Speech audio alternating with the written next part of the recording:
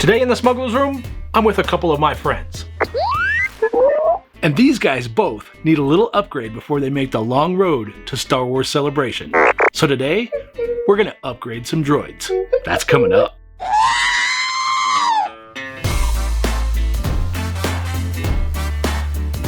What's up, you awesome geeks? I'm Brian and welcome to the Smuggler's Room. This week, this chubby geek is a droid builder. Well, I'm a 2/3 scale droid builder, but a droid builder nonetheless. Myself and my father, the Junkyard Jedi, have been building these droids for many years. They have everything you would expect from a full-scale droid in a much smaller package. They have the same type of design elements. They're mobile, they have lights, they have working features, and some of them even have an attitude problem.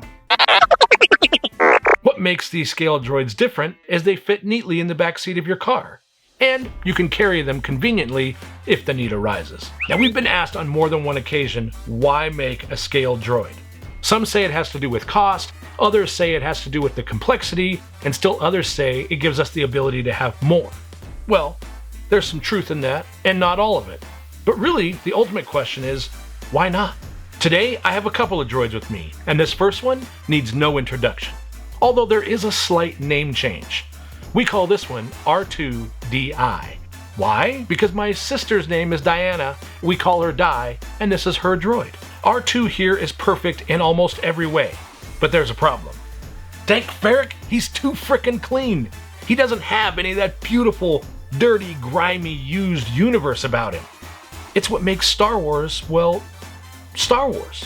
So we're gonna start with R2-DI and we're getting him all grimed up and ready for the show. Let's do this.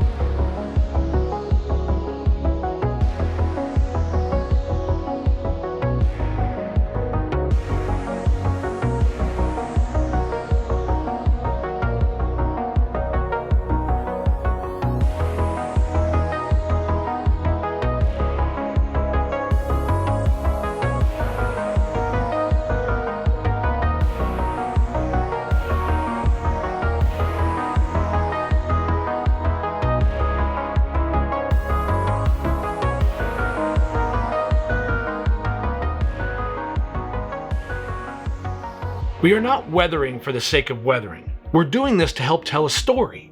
It's called the used universe, and all the dirt and grime visually adds depth. To tell this story, I didn't use anything fancy either. A cheap pair of makeup brushes, a few colors of water mixable oil paint, and you're good to go. The small brushes for those deep corners and recesses, and then the larger brush to feather out the paint. The combination gives you the right level of grime and an almost airbrush quality to the finish. This is an incredibly enjoyable process.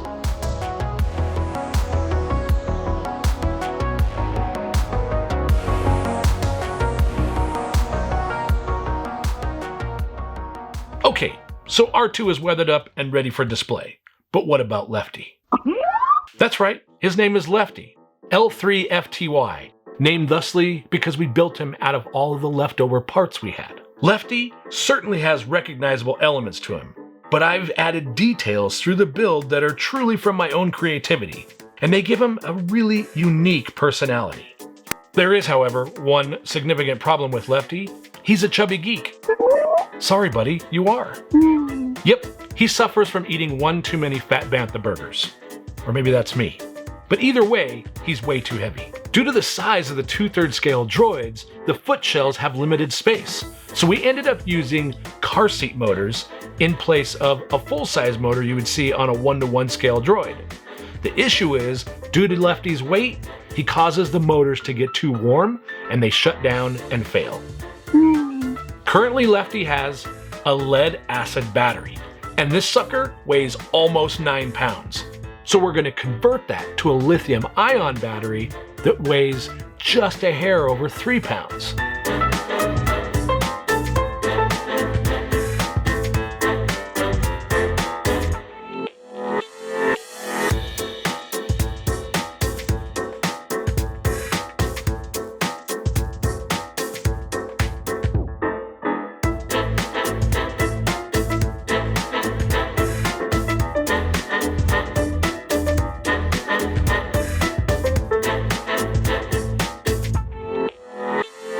Now, Lefty was made out of leftover parts, and his speaker was no exception.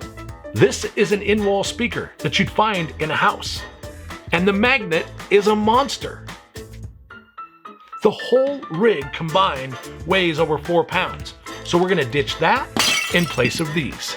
I bought these from Amazon, and they're 2-inch speakers that weigh an impressive 3.53 ounces. Between the new battery and the new speakers, we can cut out a little over 7 pounds in just that operation. So let's solder up some speakers and get them installed.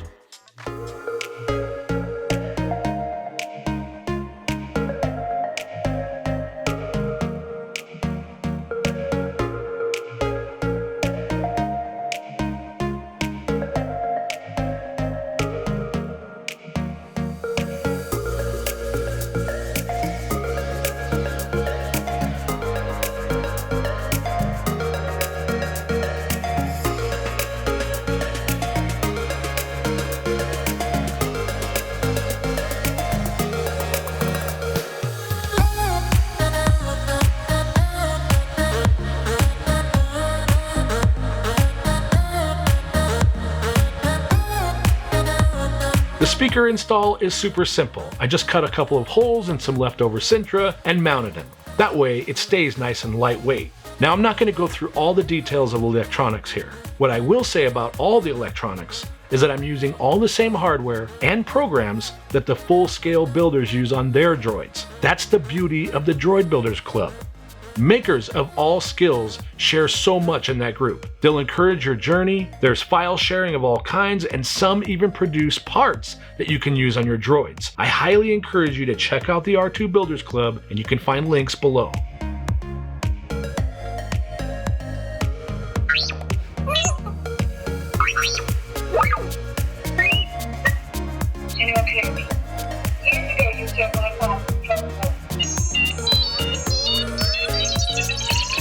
One final bit of work I want to do on Lefty is fix some damage and missing pieces in his dome. I lost a greebly bit here and I replaced it with a casting of some random bit I had in a drawer. So I'll do a bit of oil, paint, and dirty up the replacement bit, and then reinstall a bunch of the random wires to complete the look.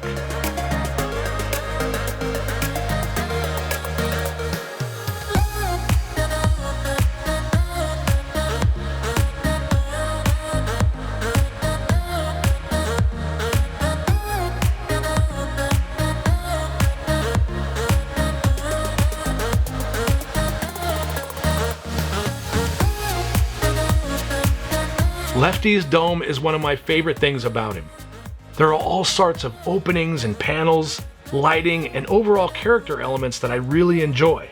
Between the battery and the speaker and some other random bits, all told I was able to cut out a little over 9 pounds. And I can tell you that Lefty is moving with a little bit more of a zip.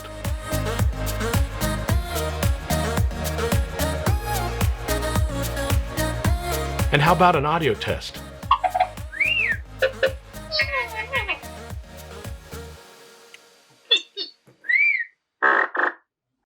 Now, one last item I have to address here, and that's my droid travel case. It holds things like chargers, a small set of tools, batteries, you know, things I might need when I'm traveling with the droids. I've dressed up the case a tad, added some paint, and even some greeblies. But what I'd really like to do is slap on a logo. This isn't anything crazy either.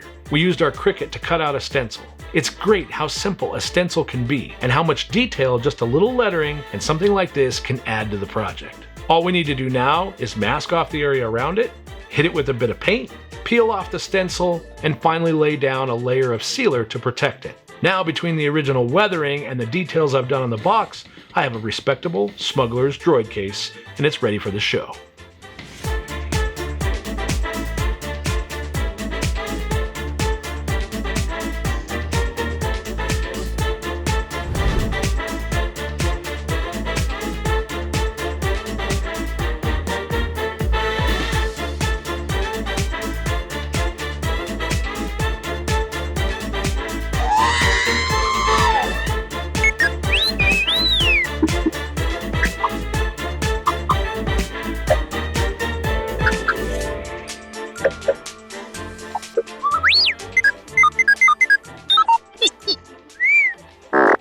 I have to tell you, my friends, I'm pretty excited for this year's Star Wars celebration. I hope all of you that are going will make time to visit the Droid Builders Room while you're at the show. And if you're one of those that are interested in making your own droid, make sure you let us know. There are droid builders working the room, and they're always willing to talk about the process, answer questions, and point you in the right direction.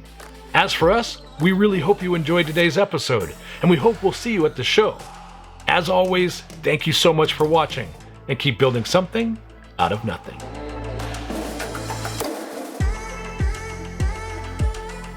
Whoop.